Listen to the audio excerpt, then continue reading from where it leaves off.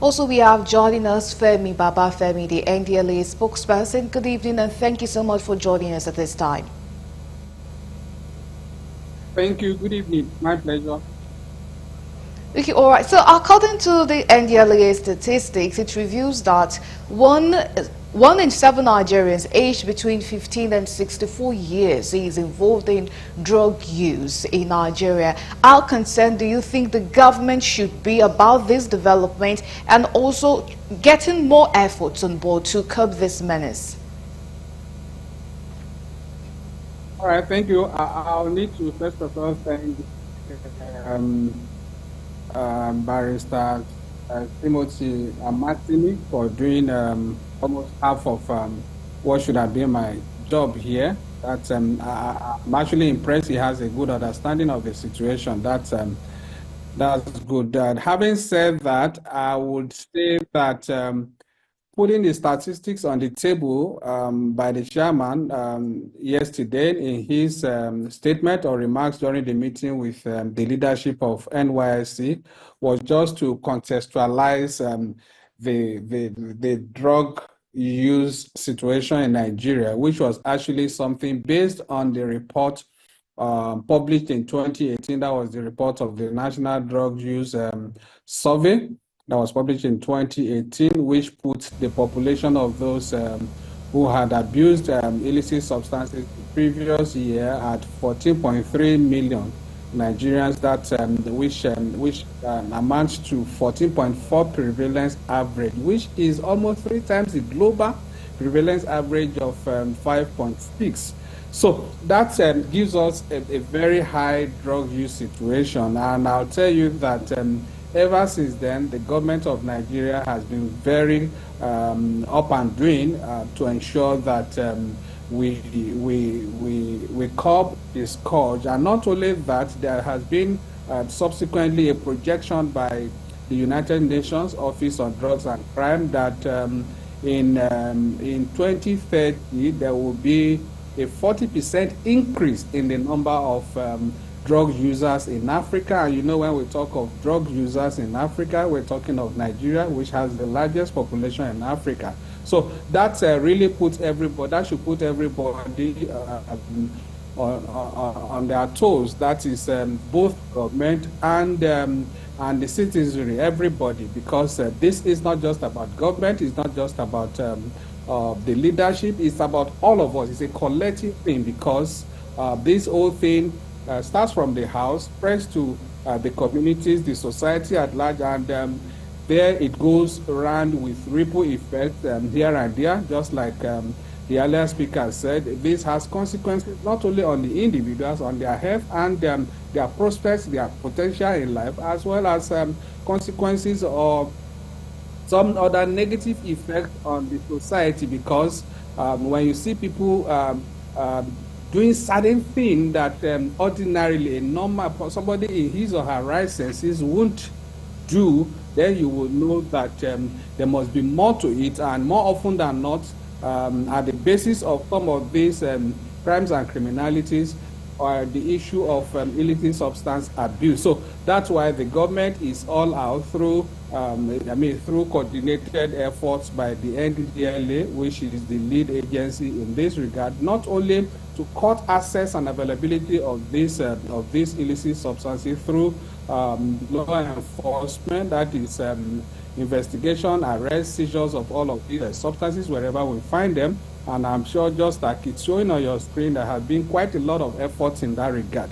But beyond that, again, we also have to look at the demand, which is where the drug integrity test that is being discussed comes in.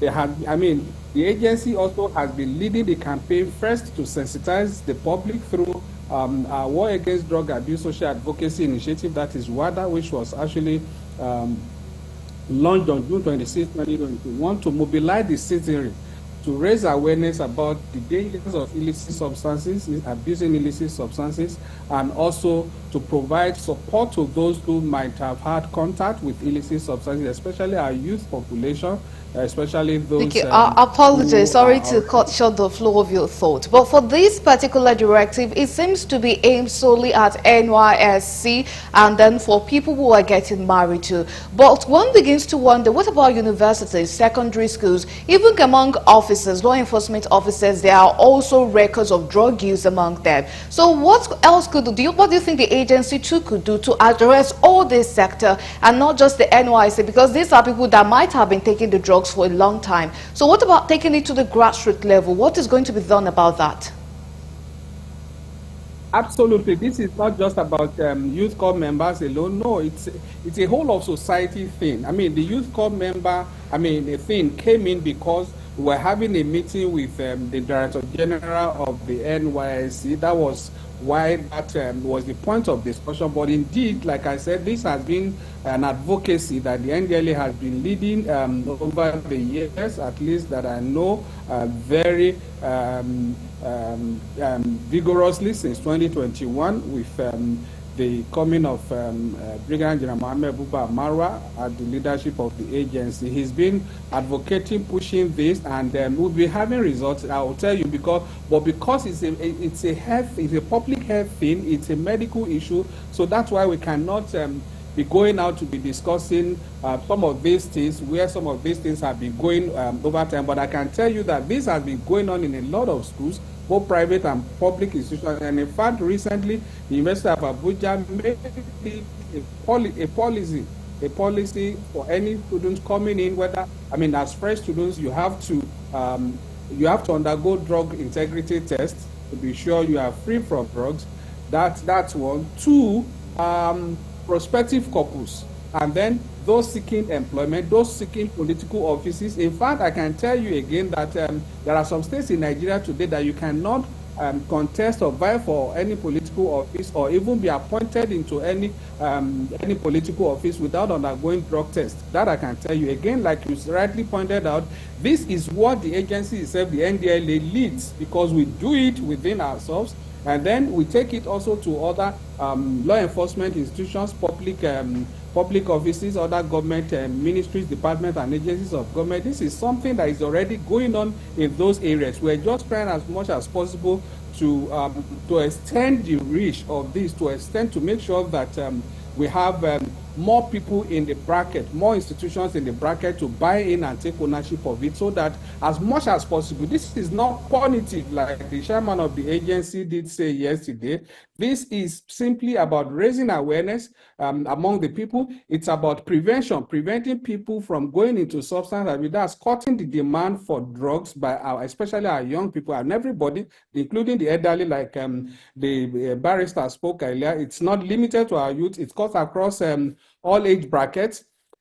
Three, then for early detection, again, for anybody who might have been experimenting or getting involved in substance abuse, before it degenerates into dependence or which we call addiction, it's better if we detect early so that we can bring them some support. We can get them treatment. It's at the level of experimenting. It's better to get them treated at that point and win them off from the drugs than to allow the situation degenerate into drug addiction or dependence. So that's why we are saying this. Again, it like I did say, it also has its own deterrence effect, because when office seekers, employees, students, youth corps members, when they know that before they are allowed to go into the next level, they have to undergo drug tests, then that would deter them from going into substance abuse. So that's the whole essence of this initiative. Okay, all right. We really thank you for joining us today on Galaxy News. Thank you so much for enlightening us on the directives taken by NDLA concerning curbing drug abuse in Nigeria. Thank you so much for staying with us. Always my pleasure. Thank you very much.